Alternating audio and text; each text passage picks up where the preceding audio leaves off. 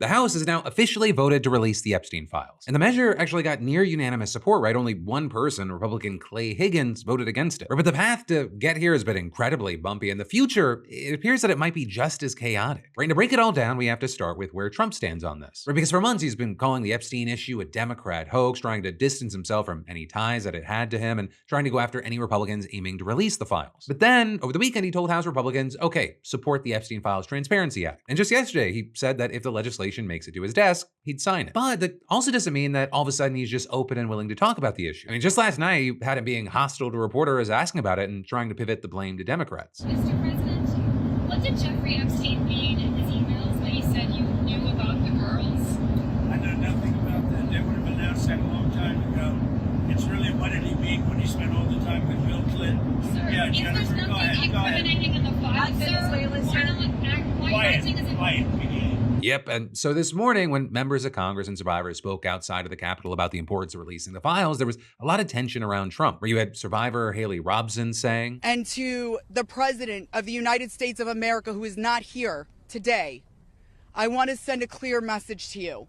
While I do understand that your position has changed on the Epstein files, and I'm grateful that you have pledged to sign this bill, I can't help to be skeptical of what the agenda is. So with that being said, I want to relay this message to you. I am traumatized. I am not stupid. Rather than slamming the president for dragging out the process of getting these files out, arguing that him trying to kick this down the road, it only put the survivors through more unnecessary stress and pain. Right, you know, she was far from the only one to go after how Trump handled this. First, the administration said it would release everything and applauded President Trump for that. Then it fought to release nothing. We are hearing the administration say they intend to investigate various Democrats who were friends with Epstein. I beg you, President Trump, please stop making this political. It is not about you, President Trump. You are our president. Please start acting like it. Show some class. I voted for you, but your behavior on this issue has been a national embarrassment. You also had Representative Marjorie Taylor Greene, who's in the midst of a major fallout with Trump herself, largely because of the Epstein files, also bringing him up while speaking. That's what we did by fighting so hard against the most powerful people in the world, even the President of the United States. And he called me a traitor for standing with these women and refusing to take my name off the discharge petition. Let me tell you what a traitor is. A traitor is an American that serves foreign countries. You know, just tons of people questioning why it's been so hard to get to this point. And notably, that has included people on the right like Candace Owens writing, I feel like it really wouldn't be that difficult for governments to stop empowering pedophiles and to stop trafficking drugs in children. Like, is this really too steep of an ask? And that, as you had others like Democratic Representative Robert Garcia saying, Donald Trump didn't reverse course on the Epstein files out of the goodness of his heart. He was about to lose a major vote. We're going to get the truth and justice for survivors. Release the files now. And also with this, you've had some pointing to people like Speaker Mike Johnson as to why this process has been so difficult. You know, even though this effort's gotten Republican support ahead of the vote, including from the president, this morning he still continued to blast the issue as a Democratic distraction. Clearly, this is a political exercise for Democrats and a few others, sadly, and it is as deceitful and dishonest as their pointless stunt to shut down the government. And you then had him trying to argue that this legislation is not cautious enough with sensitive information, right? Even pulling out some poster board to lay out his issues with it, saying it doesn't do enough to protect victims' privacy and arguing that its haphazard nature could implicate innocent people. Right, but the thing there is that the victims support it, right? I mean, we just showed you clips of them on Capitol Hill calling for the legislation to pass to release the files. They and many other lawmakers believe it has plenty of protections. But still, ahead of the House vote, you had Johnson calling on the Senate to amend it, right? Even saying that he talked to Majority Leader John Thune. And so I'm very confident that when this moves forward in the process, if and when it is processed in the Senate, which there's no certainty that that will be, that they will take the time methodically to do what we have not been allowed to do in the House, to amend this discharge petition and to make sure that these protections are there. And you've seen lawmakers just furious about this, especially the ones that have been leading the Epstein files efforts in the House. Or Democrat Ro Khanna writing, the swamp is trying to get it amended in the Senate and saying anyone who tried to amend a bill POTUS says he will sign is betraying the survivors. As well as Republican Thomas Massie adding, this is how Speaker Johnson plans to protect perverts who went to the rape island from embarrassment. Do not let the Senate add an amendment to avoid disclosing those rich and powerful men who have evaded justice for so many years. You know, all of this it's playing out as there are already people noting that there are concerns concerns about the public ultimately getting very little information, even if this passes. Right? Some thinking that Trump ordered the DOJ to investigate Democrats to block access to certain files. And so this is still not over. This could have a long, long way to go. But for now, I'd love to know your thoughts, opinions, and reactions here. Right? But then next up today, this MAGA civil war, it's been getting bigger and messier by the day. Right? With one of the big flashpoints now being Vice President J.D. Vance jumping headfirst into this whole civil war to defend Tucker Carlson's son. Right? Because if you don't know, because you're a normal person, Tucker's son Buckley was actually hired in January to work on J.D. Vance's press team. Right? So he works in the VP's orbit. And also for some background to the story, you also need to know who Tucker's brother is, as he frequently posts about politics online and is also confusingly named Buckley. Right? And so that Buckley actually recently shared a clip of white nationalist grouper leader Nick Fuentes saying, "We didn't vote for Trump because he was an obnoxious boomer. We voted for Trump because he was going to put America first." And Tucker's brother agreed with Fuentes there, saying, 100%, where within this clip is he wrong? And so that it stoked some of the MAGA civil war flames, which makes sense because Tucker Carlson's interview with Nick Fuentes is what kind of just put such a big spotlight on this. It's something that really divided the right, MAGA world, Republicans. I mean, you'd go online and you'd see tons of people saying things like, oh, he shouldn't have given Nick a platform, saying that Nick's very anti-Semitic. Right? But then with Tucker sitting down with him and Tucker's brother seemingly posting in support of him, you had conservative commentator and journalist Sloan Rackmuth posting about the family, right? Claiming that Tucker's brother idolizes Nick Fuentes and then writing, racism and anti-Semitism is a Carlson family trait. Is Tucker's son Buckley, who serves as J.D. Vance's top aide, also a vile bigot? America deserves to know how deep the Carlson's family ethnic and religious hatred runs. And while some people, they thought that it maybe wasn't fair to project the views of the two elder Carlsons onto the younger Buckley, in a follow-up post she continued, the fact that Tucker and now his brother are prominently platforming Fuentes, it's reasonable to wonder about other Carlsons. Do the people at the highest levels of our government who influence policy share noxious views of Jews? But then the person who came to Buckley's defense probably the loudest was J.D. Vance himself, who wrote, Sloan Rackmuth is a, quote, journalist who has decided to obsessively attack a staffer in his 20s because she doesn't like the views of his father. Every time I see a public attack on Buckley, it's a complete lie. With him then continuing to argue with the journalist in a thread, noting that her bio says she defends Judeo-Christian values, but J.D. argued, is it a Judeo-Christian value to lie about someone you don't know? Not in any church I ever spent time in. With him adding, I have an extraordinary tolerance for disagreements and criticisms from the various people in our coalition, but I am a very loyal person and I have zero tolerance for scumbags attacking my staff. Right? And then in response, you had people like Megyn Kelly applauding JD for this defense, arguing they can't bring down Tucker, so they're going after his son. And then also you had Candace Owens retweeting his message and likewise slamming attacks against Tucker. But then also a very big reaction was JD's remarks eliciting more backlash, or with many noting that he hasn't really commented on the whole Nick Fuentes situation that the right's been infighting about. Right? Trump sort of has. He actually just told reporters the other day that he had no problem with Tucker interviewing Nick. I had some great interviews with Tucker Carlson,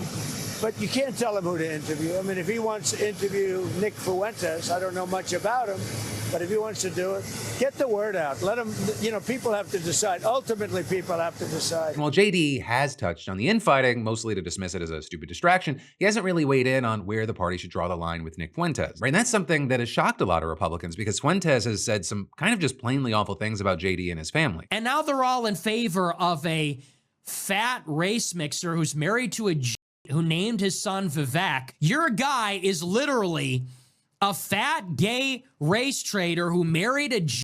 And so you had a lot of people, including plenty of people on the right, seeing JD rushing to Buckley Carlson's defense over this and saying, seeing our VP attack a small reporter over serious and legitimate concerns about Carlson's son working for him tells me everything I need to know about where he stands. It should be pointed out that he didn't even defend his wife this strongly after Groypers viciously attacked her. You then also had conservative commentators like Dave Rubin adding, you were totally right, nobody should be judged for their parents' words or actions. But, and I think you know this, the very people relentlessly attacking Jews now have Indians next up on the docket, and that includes your wife, even if she eventually converts to Christianity. So yes, Tucker can interview whoever he wants, his brother can post garbage memes all day, and his son, who may be just fine, can work for the vice president. But I think people are asking you to stand up when you see something evil. Right? And with that, moving forward, you have some saying they wouldn't support any potential presidential run from him because of this, saying supporting Groypers and woke right will destroy his career. Yesterday, Vance demonstrated his priorities. So I will say, with all this, it is worth noting that he has addressed Nick in the past. Right over a year ago, he actually disavowed him. Nick Fuentes, an avowed anti-Semite,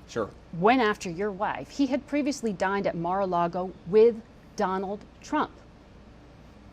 Does this have any room in your movement, in the MAGA movement? Of course it doesn't have any room in the MAGA movement, and of course... You disavow him and this. And of course Donald Trump has criticized this person. Look, I think the guy's a total loser. Certainly I disavow him. Of course, the big issue for a lot of the Republicans that are concerned about this is that was August of 2024, right? When you're talking about J.D. Vance, you never kind of know where he stands at that exact moment until he says it. This is a man who once equated Donald Trump to America's Hitler, and now he is his vice president. And also what's changed since 2024 is that Nick's position on the right has drastically changed. He has become much more mainstream. And so you're kind of seeing people in two camps. Some saying this shows that J.D. Vance is scared of the Nick Fuentes wing of the Republicans. Though then you also have others saying, well, J.D. Vance actually, he's more on this side now. He doesn't want to alienate them in case he needs their support at some point. And also with this, I'll say, and this part is my opinion, I can't really tell if J.D. Vance talking about the infighting that he's seeing on the right as being kind of small and stupid, if that's the way he actually sees it or not. But if he does see it that way, he is incredibly wrong. The following that Fuentes has built up on the right is enough to, I think, derail a 2028 election. Tucker Carlson having Nick Fuentes on his podcast, that wasn't him opening up the tent. That was him bending the knee. So as far as what that means for the future of the Republican Party, that's what we're gonna have to wait to see. But it does feel like more and more every day, and this could obviously change at the drop of a hat, that MAGA, as we know it, is kind of getting torn apart and becoming a different thing with different goals, right? And there's the question of, well, what takes the stage after Trump? But for now, as we wait to see how things play out, even in the short term, let me know your thoughts, opinions, and reactions. And then there's even more we're gonna dive into in a minute, but first, let me say, you ever Google your symptoms and 5 minutes later, like, you're convinced you have 48 hours to live? And so yeah, maybe it's time to see an actual doctor, which is why today's sponsor, Zocdoc, exists.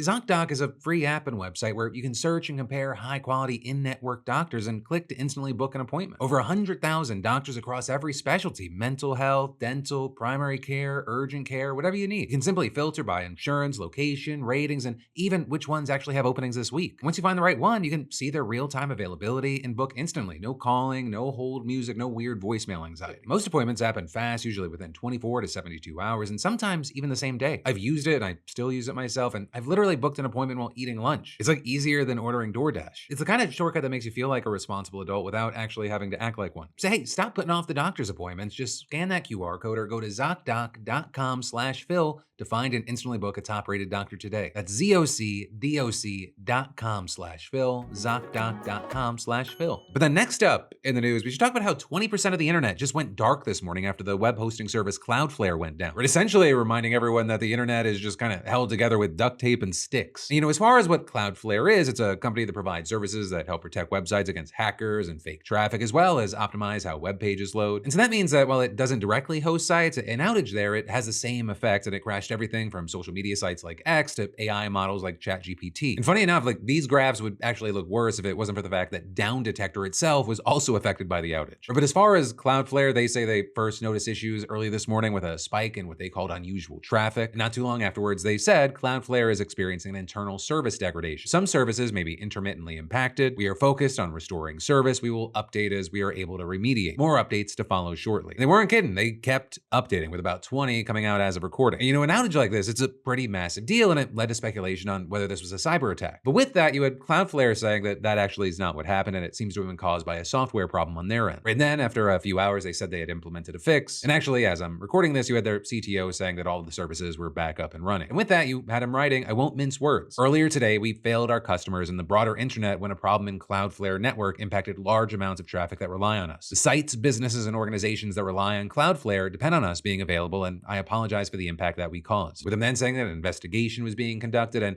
that issue, impact it caused, and time to resolution is unacceptable. And adding, work is already underway to make sure it does not happen again, but I know it caused real pain today. And while in the grand scheme, this outage was relatively benign and short-lived, outages like this can be a major problem for companies and just even the economy as a whole. Right, last month, there was an outage at Amazon Web Services, which is an even bigger web hosting service. It was down for 24 hours, and some estimated that it cost Fortune 500 companies billions of dollars. And that is, we saw earlier this year, Google's web hosting services had a similar issue, and that led to major sites falling apart and coming down. And so for some, this is kind of just the latest failure and a reminder that a lot of the internet, it relies on just a handful of companies, right? Many wondering then what happens if something were to take them offline more permanently, or like, say, a dedicated cyber attack. And more more these days, it feels like more of a when rather than an if. But then next up today, imagine having a badge and a gun and just fearing for your life when confronted by a deaf, blind, 13-pound Shih Tzu. It's different, but it kind of reminds me of that cop that just lit up his own patrol car with a man that was handcuffed inside because he got spooked by an acorn. But with this story, it takes place in Sturgeon, Missouri, which is a small town of little more than 1,000 residents. So it then soon became the target of righteous fury from all over the country. We're talking death threats, doxing, protests, mass resignations,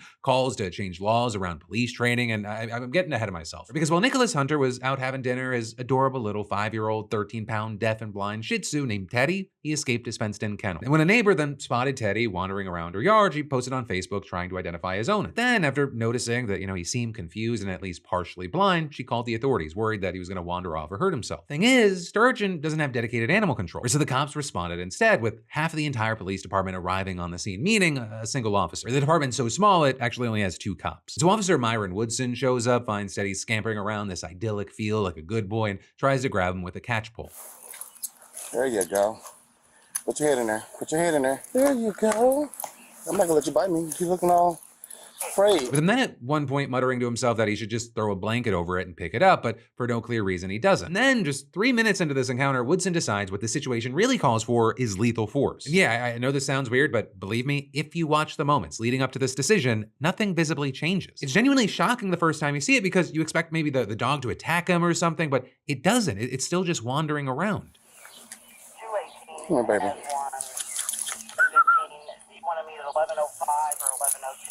And so the dog keeps walking away, and then seemingly without any provocation whatsoever, the cop draws his gun. And that's all I can show because right then he fires a shot, pauses for about 5 seconds, fires another shot, and then just kind of strolls away. Have to dispatch it. I'm gonna pick it up. Right, and even the neighbor's like, God, that was kind of nonchalant. And yeah, just no answer. And then later on, Hunter, the dog's owner, shows up and Woodson's literally just like, what's up, bro? What's up? You don't know her dog? So this guy, he's distraught. He's just as confused as we are right now. And he just starts telling the cop what the neighbor told him. I spoke with her and she has stated that the dog, she fed him, gave him water, and he was not a threat. And she was just waiting, which nobody ever contacted her after she called. What does that say right there? Does it say no contact? She said don't call her. If a dog is a threat to a person and harms a person or shows immediate threat, that's when you use force. There is many other tactics. Do you want to talk or you want to tell me how to do the job? There's no talking. You already took care of it and you handled it very poorly. Also, I like to be on the record that you told me whatever on the phone when I called about this situation. Do you want me to respond to anything?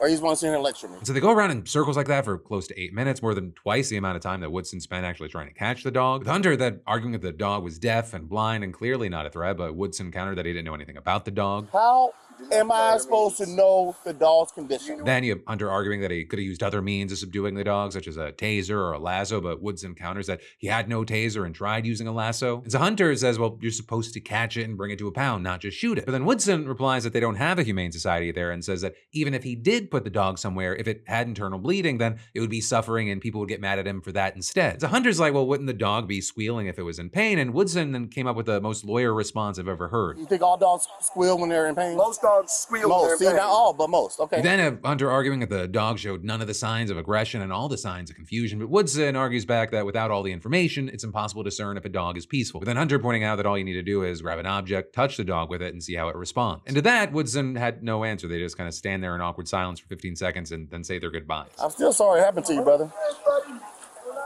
All right.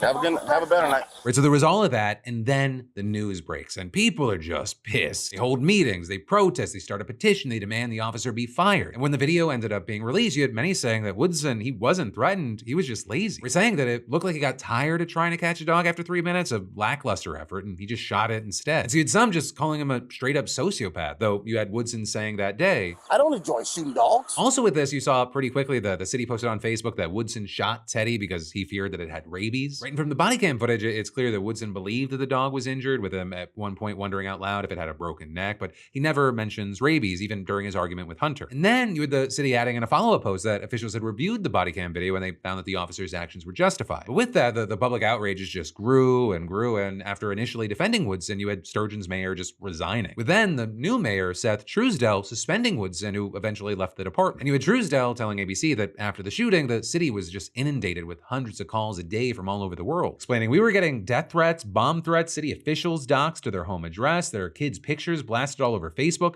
I lost my entire city staff, so I had to replace everybody that was working for the city twice." And eventually, Sturgeon disbanded its police department, and now it contracts with the county sheriff's office and animal control instead. But that's also not where it ends, because Hunter had a $1 million civil rights lawsuit that was pending, and the news now is that the city is settled. Or with the city coughing up $500,000 in damages, with just over $280,000 going to Hunter and the rest going to his lawyers, who said, "Mr. Hunter is relieved this matter is concluded, but nothing can ever bring his Teddy back. Teddy was a good dog who did not deserve this." Now they're also hoping that Missouri is going to pass legislation mandating training for law enforcement officers encountering people's pets. Right? Because as James Crosby, the guy who wrote the National Sheriff's Association Law Enforcement Dog Encounter Training course, explained to ABC, police shooting pets is way more common than people think. And adding, one of the reasons is that police departments sadly are not required to report to any central government entity or anybody when they use deadly force against an animal. Explaining most jurisdictions consider it to be no different than if they shot a suitcase. And adding, it's very rare for a healthy adult to be killed or even seriously attacked by a dog. In fact, more police officers are killed by horses and cows than have ever been killed by dogs. No police officer has died kind of related to a dog attack since 1932, and that officer was allergic to the rabies vaccine. But then also regarding this specific case, you had Crosby calling it potentially the least justifiable dog shooting I've ever witnessed in my 30+ years working with law enforcement. And then we're gonna get into even more in just a minute, but first, have you ever tried to focus and you end up reorganizing your desktop icons instead? Because yeah, I mean, my brain, it feels like a toddler with espresso at times, energetic, distracted, and somehow always sticky. And it's why I use today's sponsor, Brain.fm, the app that basically gives my brain a manager. Right? It's not just background noise or lo-fi beats pretending to be productivity. This is music built by neuroscientists, literally designed to sync with your brain and help you focus, relax, or actually sleep. And 15 minutes in,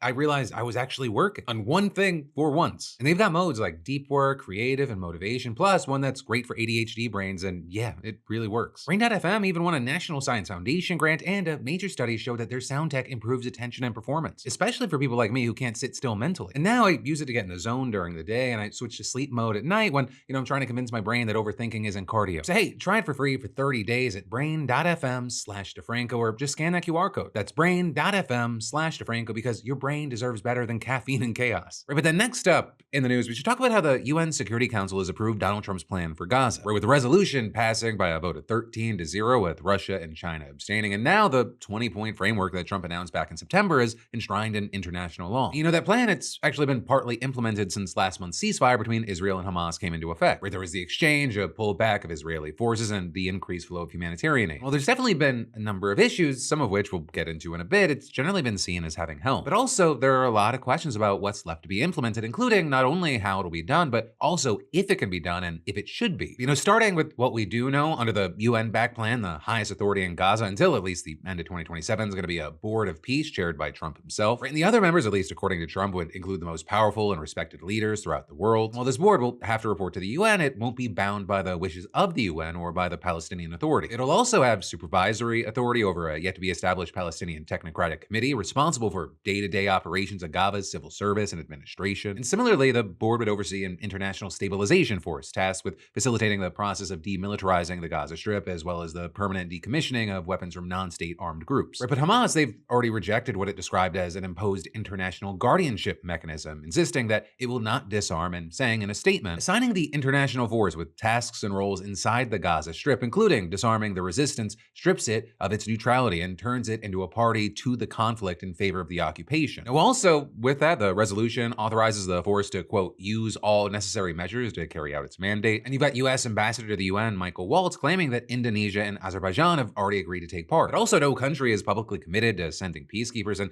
it's not clear who would want to send them if they find themselves in direct confrontation with Hamas. And so this is ultimately said to be one of the biggest obstacles to the plan's implementation, and there you had Israel's ambassador to the UN making clear yesterday, the demilitarization of Hamas is a basic condition of the peace agreement, and adding, there will be no future in Gaza as long as Hamas possesses weapons. And connected to that, the plan leaves a lot of leeway for Israel to maintain its military presence in Gaza long term. It's saying that its withdrawal will be, quote, based on standards, milestones, and timeframes linked to demilitarization agreed between the IDF, ISF, the guarantors, and the the United States. Right, and then also carving out an exception for an indefinite security perimeter presence that it said will remain until Gaza is properly secured from any resurgent terror threat. And, similar vague and conditional language is tied to the issue of Palestinian self-determination and statehood. Right, even just the mention of statehood was reportedly a late compromise to secure the backing of Arab and Muslim majority countries. But also the plan only allows for that as a possibility once the Palestinian Authority has reformed itself and the rebuilding of Gaza is underway, saying the conditions may finally be in place for a credible pathway to Palestinian self-determination and statehood. And with that, after facing outrage from extremists and his governing coalition, Israeli Prime Minister Bibi Netanyahu reaffirmed his government's long-held objection to the creation of an independent Palestine, saying, "Our opposition to a Palestinian state on any territory has not changed." But even with all that, you had Trump still celebrating the vote as a moment of true historic proportion on social media and adding that the members of the board and many more exciting announcements will be made in the coming weeks. Right, and so we'll have to see where this goes, but all of this, it's coming more than 2 years after Hamas killed more than 1,200 on October 7th. Right, and that was then followed by Israel killing tens of thousands of Palestinians in an assault that has been described by experts, rights groups, and a UN commission as genocide. And while the ceasefire is now seen as holding, it's not without issues to say the least. Right, Israeli strikes and gunfire have continued to take lives in just the past few weeks, and there have also continued to be reports of Israel blocking humanitarian aid. And with that, it was only last week that Israel finally reopened a key border crossing in the north that has been closed for months. And since then, the first heavy winter rains of the season have only made the situation more dire. Because according to the UN, Israel destroyed 80% of the buildings in Gaza, and so many people they're just living in makeshift shelters. But also with that, many items, including tent poles, are classed as dual use by Israel, meaning that they have a military use as well as civilian purpose, and their entry is banned or heavily restricted. And so you've had one collection of NGOs saying that 4,000 pallets of aid containing non-food items, including tents and bedding, they've been blocked from entering since the ceasefire went into effect. Also outside of Gaza, we're continuing to get more and more evidence of how bad conditions are in Israeli prisons and detention centers. With a new report from an Israel-based human rights group finding that at least 98 Palestinians have died in custody since October 7th, 2023. But the organization also claimed that the actual death toll over the past 2 years is likely significantly higher. And that because Israel's refused to provide information about hundreds of Palestinians that have been detained during the war. With the director of the Groups of the Prisoners and Detainees Department arguing, the alarming rate at which people are killed in Israeli custody reveals a system that has lost all moral and professional restraint. And then with that, another issue that you have rights groups speaking out about right now is settler violence in the occupied West Bank, where we saw a well-documented surge in these types of attacks after October 7th, but it's reportedly gotten even worse since the ceasefire went into effect in Gaza. You've got the UN logging more than 260 attacks resulting in Palestinian casualties or damage to property in October alone. That's the highest monthly count since they began monitoring in 2006. And then with that, you have activists saying that settlers operate with virtual impunity, noting that investigations into settler violence rarely result in charges or almost never lead to convictions. Although I will say, lately it's actually gotten so bad you even had Netanyahu coming out against it, even if he also downplayed the issue and many doubt that he'll actually really do anything. But also, I'll say any push to maybe take action there, that might have gotten undermined today by Palestinian attackers who stabbed an Israeli to death and wounded 3 more in the West Bank before being shot down by troops. But to finish up here, there is another thread that we need to follow connected to all this, and it's a kind of a strange one. Right? So basically, hundreds of Palestinians from Gaza, they recently showed up in South Africa on chartered planes without the proper documents, and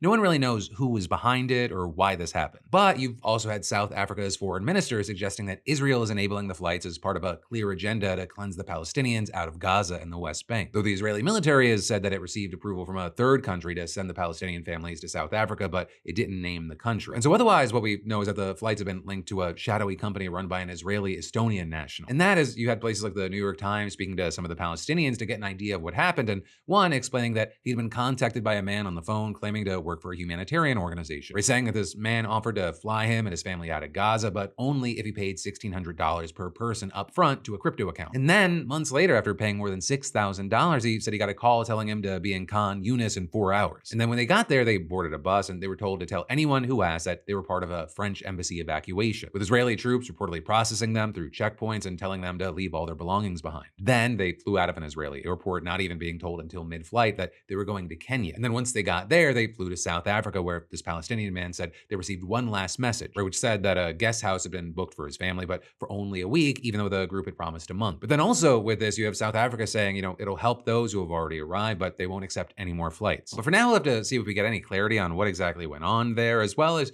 just see how things continue moving forward. But that, my friends, brings us to the end of today's show, though there's more to watch just a click away. You've got my newest podcast with Scott Galloway, and or if you missed yesterday's Philip DeFranco show, I got you right here. But no matter what you do, let me just say thank you for watching. I love yo faces, and I'll see you right back here tomorrow, because it already looks like there's gonna be a lot we're gonna have to go through.